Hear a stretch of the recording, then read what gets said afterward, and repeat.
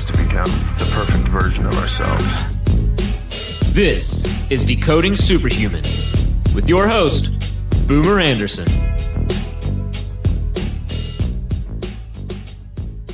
Why, hello, Superhumans. It's Boomer Anderson here, and it's podcast day, which means I have a massive smile on my face.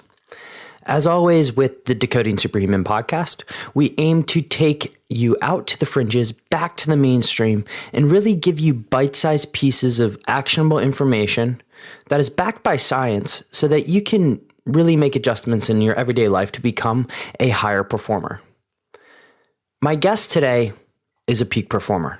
My guest today is Sami Salomaa, and he's the founder of a company called Cognitive, a startup that designs unique lighting solutions dedicated to well-being and performance.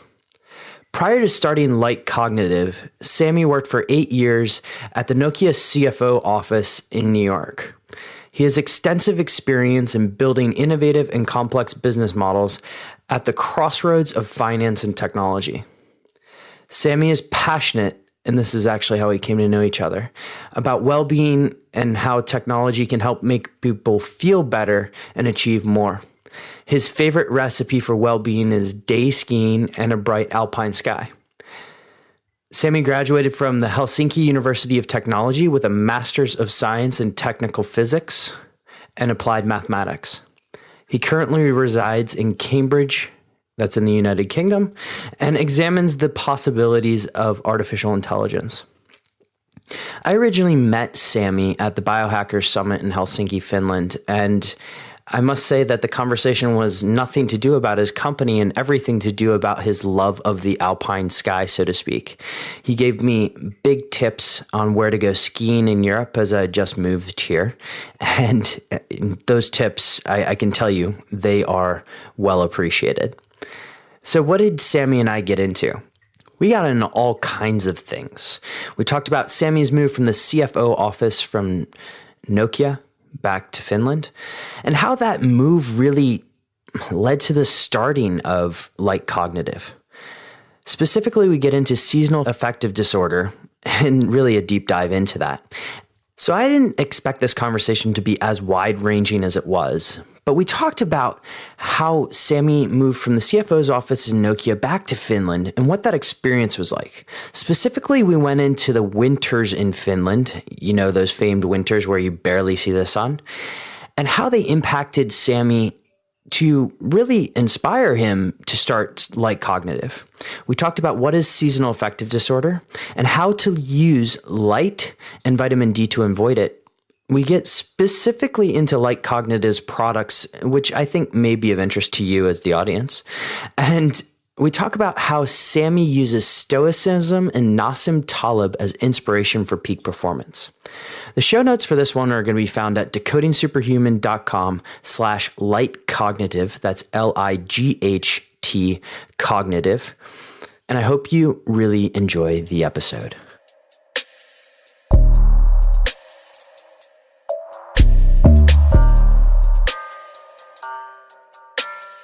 Sponsor for this episode is the ring on my finger. No, I'm not married yet, and frankly, before this ring, I hated wearing rings. But I must say, the guys at Oura have done a great job. The Oura ring allows me to track all sorts of crazy things about my sleep, including my resting heart rate, my deep sleep stages, my REM sleep, etc., etc. I really enjoy the feedback, and it allows me to make lifestyle decisions to become a higher performer. Let me give you an example. So prior to getting the Oura ring, I would fast essentially 16 hours after my last meal. It didn't matter when that last meal was. However, when I look at my resting heart rate and how that really correlates to my performance the next day, I know I want my lowest resting heart rate coming as soon as possible after going to sleep, because that's when all my recovery really starts. So what did I do? Well, it allowed me to adjust really when my last meal was before going to bed. So I have my last meal now earlier in the night. I get better sleep. I get higher quality sleep. And I must say, the next day feels amazing.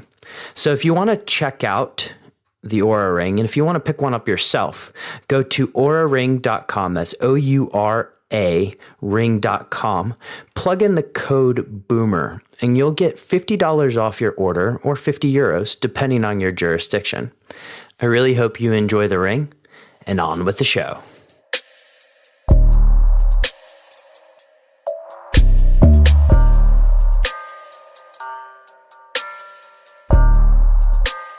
Sami, welcome to the show. Hey, thanks. Thanks for having me.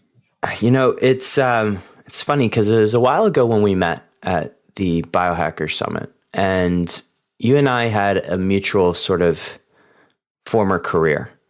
And I was trying to figure out where to get started here, but I might as well start with that.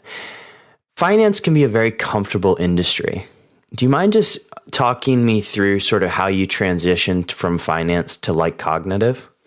Yeah, no. So I had a long career in large companies, including the finance industry, and it was nice when you got into these big companies. You learned a lot. You get to grow with the companies, but as you keep on doing it, you kind of notice that it's a lot of repetitive work. It's high stress. You don't really control your time at all. Things like jet lag are constant. You're spending 100 days or more abroad away from your family and friends. It's kind of cool when you started. You go to nice hotels and all that. But, after a while, kind of notice that the values are changing. And it's nice to have a high quality life and spend time with friends and family. So I think it's all these things that came together. And then, on top of this, you see, I've been working with technology also a very long time. So you go through these technology cycles, companies grow, things go well, then they mature, and then comes the cost cutting and everything related. And then you need to find a new place to go to. So you're constantly in this kind of a cycle. And then, as you get older too and more experience, you become more selective of who do you work with, what are the bosses like, do you agree with the product or the things the companies do? And all of these things led, for me at least, to kind of the decision of not wanting to work in that environment that much anymore. I wanted more control of my life. I wanted a more direct feedback loop on the things I do to my own kind of on results. And then very importantly, just have that freedom not to be told daily what to do. So I think these things led to kind of the decision I had. So it was the last big company I worked for was Nokia. I was working for the CFO there in New York. I did that for almost 8 years. And then, at that point, Nokia was ramping down the operations in the US. And then they asked, do you want to go here? Do you want to go there? I told them I'd go anywhere and just left the company and went home and started thinking about doing other things.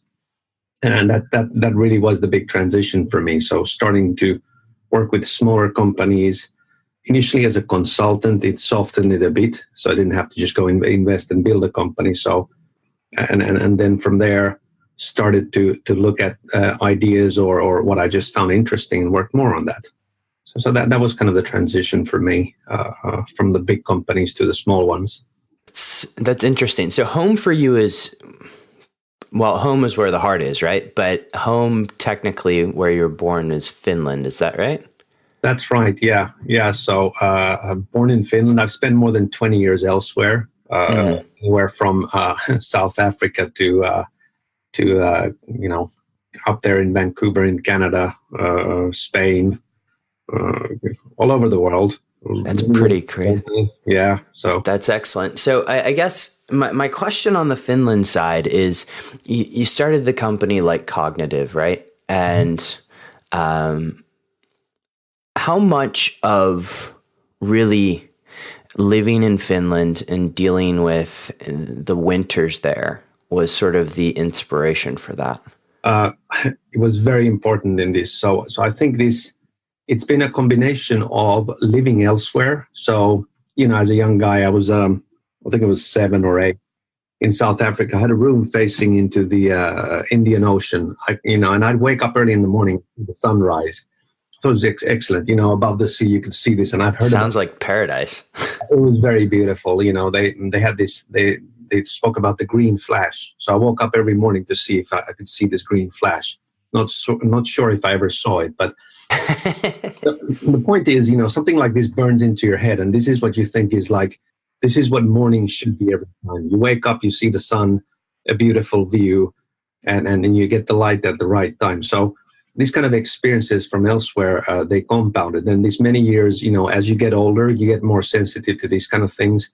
But these many years in New York too, which is, quite south, Barcelona level here in Europe. So, you have a healthy daylight cycle, and you wake up, it's light, you come back from work, it's still light. So these kind of things work. So having done that in New York, then, when I transitioned away from the big companies, I thought we go back to Finland now. It's a great place to kind of start things like that. You don't have these risks you'd have in other places. Don't have to worry about healthcare or schooling or these kind of things as a family person. So we went back there, and it was all fine when we got there at the end of the summer. But then it started getting darker and darker. And that time I was working with this LED company, which was doing spectral design for plant lighting.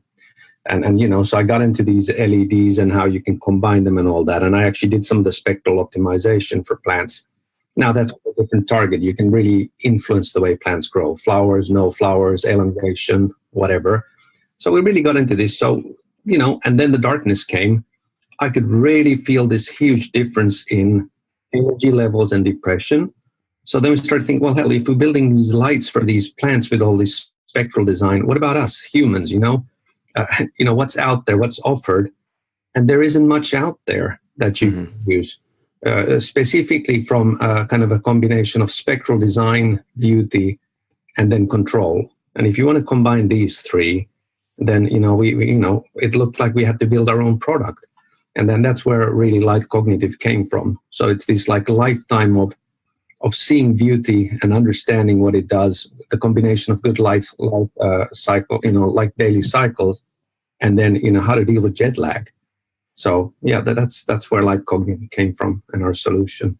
Interesting. So there's a couple points I want to just sort of double click on there, if you don't mind. On the seasonal affective disorder side, what are some of the symptoms that you noticed in particular, or some of the things that are more common in Finland? Because I think it's something that the general public maybe feels but doesn't know too much about. Right. Yeah. So seasonal, the SAD, it's classified as a kind of a depression. It's not really depression as in, one would think about it when you talk about clinical depression. But it exhibits similar symptoms. So if you look at what happens in the fall, the best time for sleeping and waking cycles is, pretty much, when the day and the night are the same length. The day could be maybe a bit longer, but that's when it's really working. Then as you get, deeper into the winter, even Helsinki, which is in the southern part, you don't really see any sunlight or daylight before 10 o'clock. You're at work already for 2 hours or something, and then the sun goes down around 2-3, gets very dark. So again, when you leave home, it's dark also. So what really happens is you don't get a natural kind of signal to your body that now it's the morning, you should wake up now. Your body should start doing all these things that we do on a 24-hour cycle. Melatonin levels, cortisol levels, and all these things need to operate in a healthy way. So what you get from that is like, you start to get sleep disorders potentially. Now, sleep disorders, of course, link into just feeling bad and underperforming, but you also get these depression symptoms generally from that time of the year. Depending on the person, some people react very early in the season, and some react, in January. And I would have that. Like every January, I'm like, I have this feeling of like, before we started looking into this, like, oh shit, I want to quit everything. I'm done with this. I'm going to move south, sell everything. It's kind of emotional reaction to it. You get literally depressed, and you slow down too. So everything feels heavy. You're more negative, and I see that wider in the society. So only 1% or a few percent exhibit strong reaction to this. So really, to the point they have to go to doctors, and they get like really, really, they slow down too much and then feel real bad. And the colleagues tell them like, you're not very nice in the winter, kind of this kind of feedback. So, and then, up to 20-30% can have, mild symptoms. Now, one also needs to kind of combine with these kind of things, potential vitamin D deficiencies and other things. So, generally I think about it is the winter is a tough time of the year. The summer has its own problems too, because light all the time. So you might get sleep problems, but that's easy to take care of just by those pads that you have on the airplane. But like the winter, it requires a bit more equipment and thinking. So, proper regime of vitamin D, proper lighting systems that support this, which have also this light that synchronizes your day. So melanoptic light, melanoptic looks. So Sami, I want to walk in or go a little bit deeper on this, because you mentioned something that people think of classically as the way to treat this, which is just take your vitamin D and go. How does vitamin D on its own really not help, or just help a little bit? And what is the combination of light and vitamin D offer somebody? So vitamin D is it's a substance, right? This is a deficiency problem. So because your body is not producing it naturally due to lack of UV light, certain type of it. So, that's its own kind of a thing that is easy to manage. You can measure it, you can take dosage, you can find the vitamin D in all these shops. So that's fine. Deficiency of vitamin D will lead to certain specific symptoms. And you guys can look it up. So that's its own thing. One should manage that anyways. In some places, you might even need to do it a year round. So that's necessary. So you can isolate that. But then when it comes to light, the way we think about light and treating it is, it's not like you get to winter, it's January, you're feeling really bad, your sleep cycles are maybe messed up, you're depressed, you go to the doctor and then he prescribes to you like bright light treatment. And then you get blasted with these really bright light in the morning, anything from 15 to 30 minutes, 5,000, 10,000 lux. Well, it's 2,500 around like minimum. You're just sitting there and then getting grilled. And then after a week or two of that, it might or might not help. You need to buy this kind of a light, and they're quite nasty. Some of the solutions you buy for home, they're very small and bright, so you get glare, and it's not pleasant, So the way we really think about it is like, what you should really do is you should have lighting systems in the home or the office, where as the fall comes, these lighting systems start to kick in gradually. So you're preventing these kind of symptoms. So every morning you get your healthy dose of daylight or simulated daylight that, tells your body it's the same time of the day, it's the morning, and you don't even go into this kind of distressed mode. So I think that's critical in all of this. Like, you should have systems or places where you avoid this whole symptom coming around. So that's how we would think about it. So the combination of light and vitamin D will actually lead to avoiding seasonal affective disorder. Do I have that right?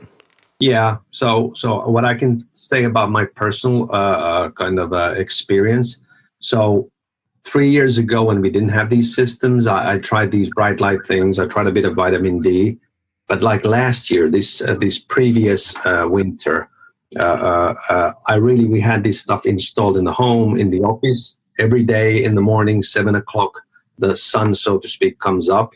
The whole house, has these artificial skylights. They light up, and what you get is you wake up naturally into this light. So I don't have an alarm clock at all. I haven't used one for a while. So you wake up to this, and then I took a healthy dosage of vitamin D. And last year I didn't feel any symptoms from this. So nothing happened. I felt just the same around the year, which is of course great, so for performance, things and just general happiness in the family, this was excellent. So I think we're onto something here. And I think if we get these more synced up and people understand how to use them and they have the right equipment, this can really help even on a society level. So let's talk a little bit more about light cognitive specifically, and sort of the limitless sky and big sky. How would you describe this to somebody? And I'll link to images of these in the show notes, but how would you describe this to somebody in terms of someone who's never heard or seen light cognitive's products before? Yeah. Okay. So I think the easiest way to do this is to kind of link to it is imagine if you were underground. Well, imagine you're more in an attic apartment and you have these skylights, and the day is the same every day. What we can now enable is you can bring that kind of a feeling and light field anywhere. So even if you have a basement, you can make it feel like it's the top floor, So we build these skylights, and these things are, if you look at really the light, what that comes out of them, you can first of all control when the day starts and when the day ends. So this is something you set up and it runs through the day. Secondly, it looks like the sky. So it has very much the gradient and the color tones of a sky. And the light is very close to what, actual skylight light you have out there. You're on a spectral level. So this is not just doesn't look like it. It's like a TV. The content is actually very similar. So it's quite different from the light you actually get from the TV, for example, and a lot brighter too. So you have that dynamic going on there. So it's beautiful to look. And a lot of people, when they come into a space where this is installed, they don't understand it's a light. It just looks like a skylight, literally. They don't, react to it anyway. They just think, oh, wait, great. We have a nice window there and it's all light out here. So that's kind of the second thing. And then when you go really into the product deeper, when you look at the spectrum design, so because we use these very broad spectrums, we use 8 different types of LEDs to generate the light and all its gradients. What happens is you get this kind of you get a feeling of depth on the large surface. So it really looks like it's infinite behind it. You get the beautiful colors you see in nature.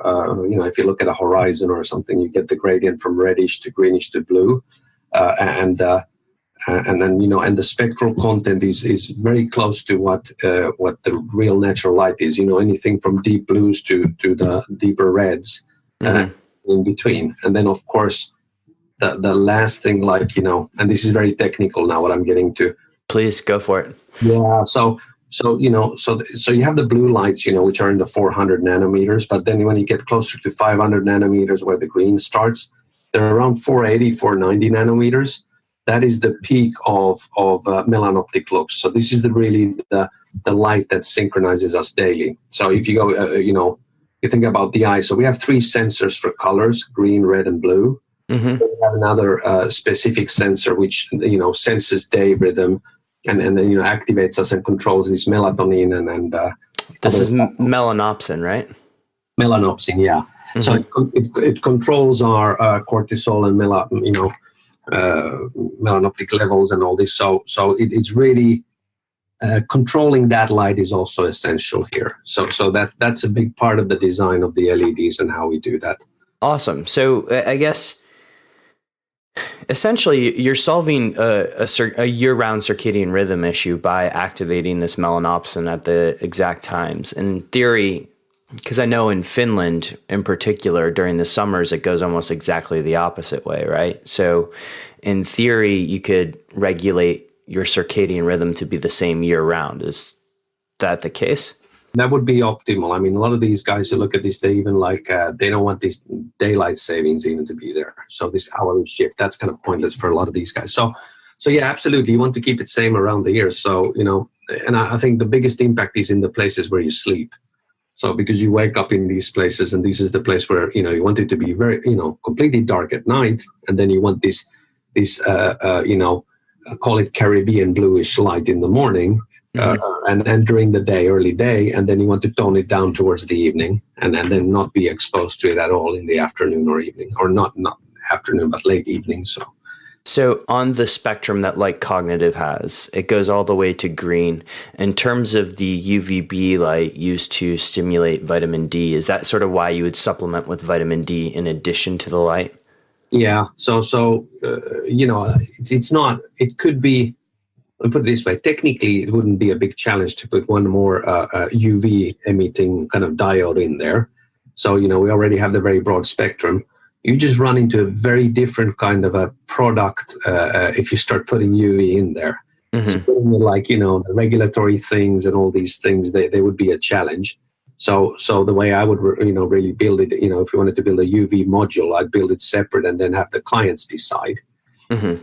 Generally, I find this, like with all these lighting products, it's like, we can build products already now that are very capable, but then there's the regulation of what you have to get through, so you can sell it. But it's also people need to be taught how to use these. So if I give you a light that produces a lot of melanoptic looks, which like our light is one of the most capable ones on that, you can really use it wrong too if you want to. Blast yourself at evenings and nights, and then you're going to really feel bad because you won't be able to sleep with one of these on.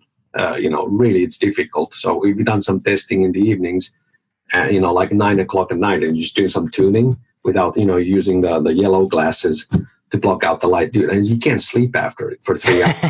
There's just no way, unless you're really, really tired, but it doesn't work. So you can really mess yourself up too. So that's why I think we're trying to be conservative. Let's emulate the day cycle and do these things so people wouldn't use these in the wrong way. I don't want people to go and fine tune, but that is the issue that, it's you can build products that are very capable, but then also you need to educate users at the same time, or have educated users how to get the best benefits out of them. Understood. So just to dispel differences here, some people may be listening and say they have their Philips Hue, their LIFX lights. Mm-hmm. They're completely different, right? In terms of how we would view light cognitive versus one of these. Is that correct? Yeah. So those products, so I use them too. So I use the Hues and these kind of things. They're great for general control light at home. You can pre-program certain things. So I could use it in a way that in the mornings I would put it into colder white, and then in the evening into warm white and dimmer. So they're great for general control. Now the thing about these is they don't really provide much of a light field that from if you want impact from light. So they are quite they're spotlights and very weak, and typically you just have them somewhere. So you don't get general lighting from them easily unless you buy really a lot of them. So that's just one thing on that. The other one is, like, from a spectral design point of view, they are mostly optimized for cost and okay color rendering. They're not really aspiring to emulate daylight or a very broad spectrum in the same way. So it's really what the industry is really, optimizing for cost and electricity mostly. So these are a bit more of the drivers for many of these guys. Perfect. You mentioned earlier jet lag. How would someone, because I know you have Dr. Stephen Locke on the board, right? Yeah. And how would someone use light cognitive for jet lag in particular? So I visited Stephen in his lab at Harvard last, not this summer, but the one before, and then I actually saw his labs and all that. He does these tests for humans, so you can really, with daylight, manipulate your day length. I think you can stretch a human's notion of a day up to like 30 hours or something, and you wouldn't know the difference. So these guys pay $100 a day for people to be tested in the lab. And so this guy goes in for a week's test, but they stretch his day to 30, and they say, "You're finished." And he's like, no, I haven't been here. I want to be paid for the whole thing. So people really can be fooled with that. So it proves the fact that with just lights, you can control your daily cycle and all that in a very nice way. So the way you would use the lights for jet lag is, Dr. Locke, he's developed this, I think he's an app and all that. He's looked into how Formula drivers and NASA people can manage their jet lag and how you induce recovery very quickly. So for the Formula drivers, you can imagine if they fly to the other part of the world, they want to recover very quickly, unless, before you drive a car at 300 kilometers an hour.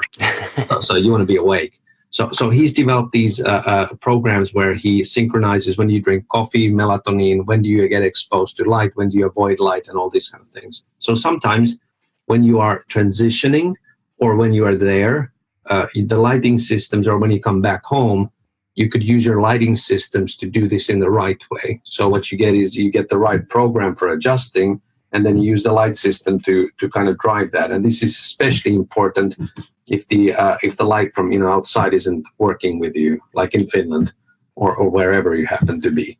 So So doing that right, it will drive your recoveries a lot faster. People typically adjust, I don't know, personally I've adjusted like an hour a day, but you can do this like 3 a day. So yeah. Perfect. I know I've got I think it's called Time Shifter is his mobile app, but I'll be using it going from Amsterdam to San Diego very soon. So let's see how fast I adjust on a 9-hour time change. Yeah, no, I think it's critical. It really struck me. Like I did this for many times and I always thought like the first thing I need to do when I hit Europe from the US is get out of the airplane and get some natural light. Turns out that's wrong. You should actually avoid it a bit in the morning. And luckily, and these guys will, they've really looked into this. So you just need to shift in the right way. That's why I think sometimes these formula guys and all these, they wear these sunglasses. It's not just to look cool. It also helps with the regulation of light. Interesting. So it may give me an excuse to go out and buy another pair of sunglasses because I've stopped using them lately, but that's good to know. Cool Ray-Bans. Sami, what's the future of Light Cognitive? What do you foresee in terms of different product offerings coming forward, if you're allowed to share? Yeah, no, sure. So what we're looking at is we are going to be more into this integrated modules for skylights. So really working with architects to get these into places where people sleep to, homes, other whatever they might be, hotels. We can do hospitals too. They have a bit more equipment there though to manage around, but really have this feeling of like any space can have a lot of windows, skylights, kind of facilitating that kind of an approach. So you really get this architectural beauty, but you also get this feeling of space and airiness. So I want to work quite a bit on that. And then we're also working with quite a bit of industrial partners now to actually bring our products into their offering as a part of it. So really, be the company that brings this beautiful skyline and daylight into different spaces. I think the corporate world's going to thank you, particularly in where you're from and where I'm living. So that'll be very helpful come February this year. That's for sure. Yeah, this is we're seeing the company's still young and the products are they're high tech products with a lot of components, so they're not bulk stuff. But like we're really seeing these kind of bankers and lawyers and high end tech companies with who really care about their employees, like coding people working on artificial intelligence.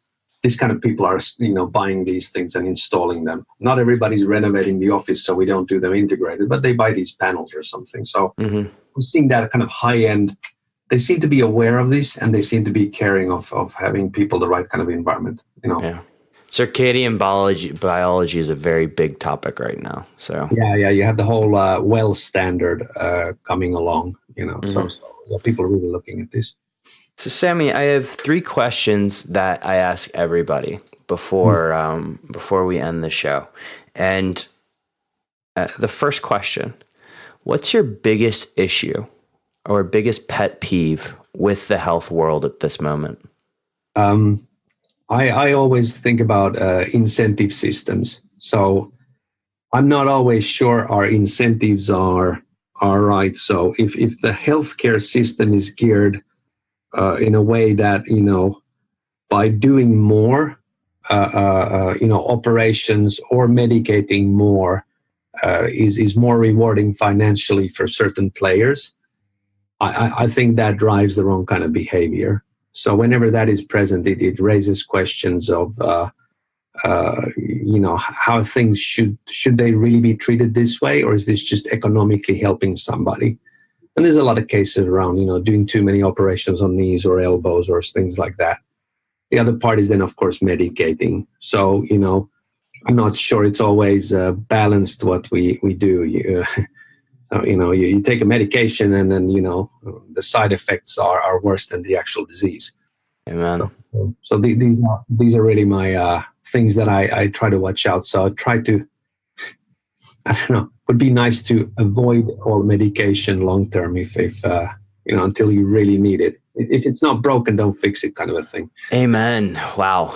You and I can go on for hours about incentive systems, because this is, I would think, chief on sort of what could be fixed about the system to make it better for people.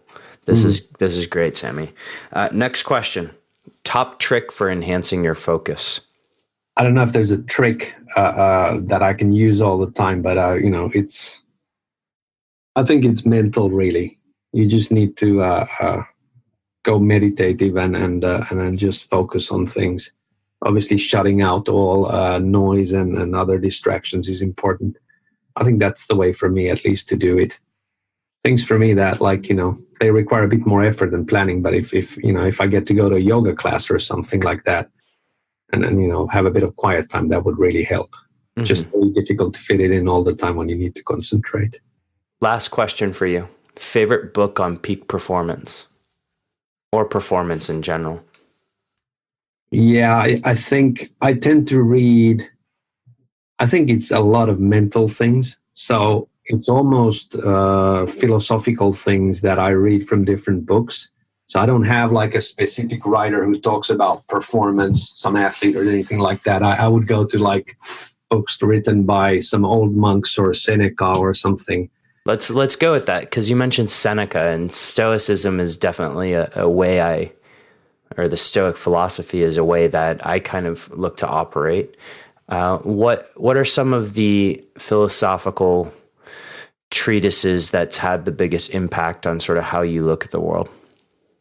Well, I like Seneca's writings. I've quite enjoyed thinkers which are more modern, like Nassim Taleb's books. Oh, yes.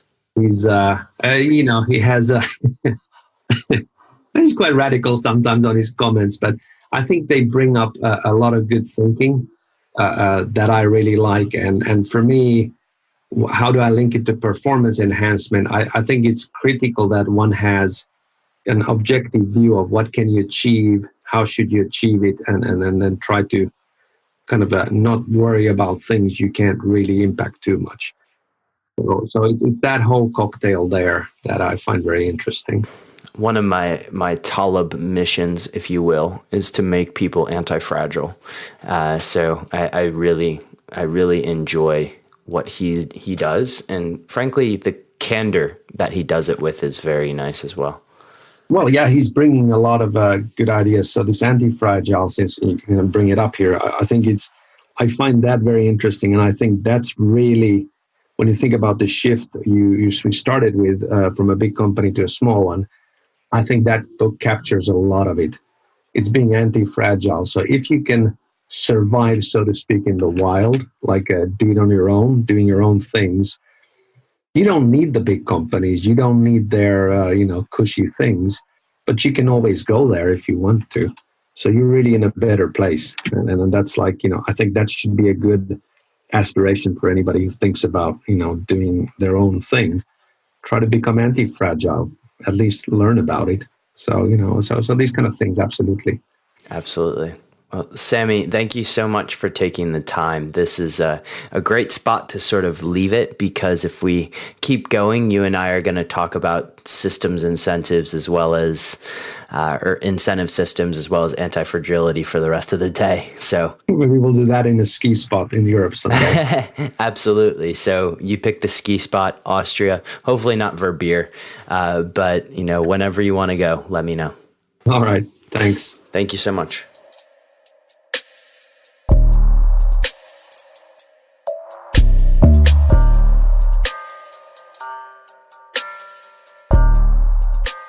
All right, Superhumans. Did you enjoy that one?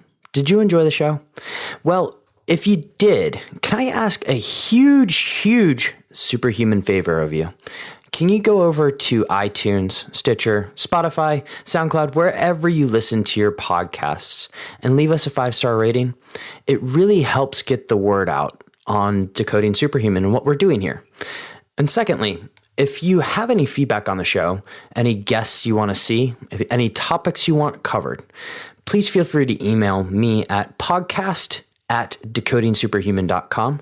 For those of you who have taken advantage of it, I respond to every email. So thank you so much for your feedback, and have an epic day, Superhumans. Remember, as always, choose health.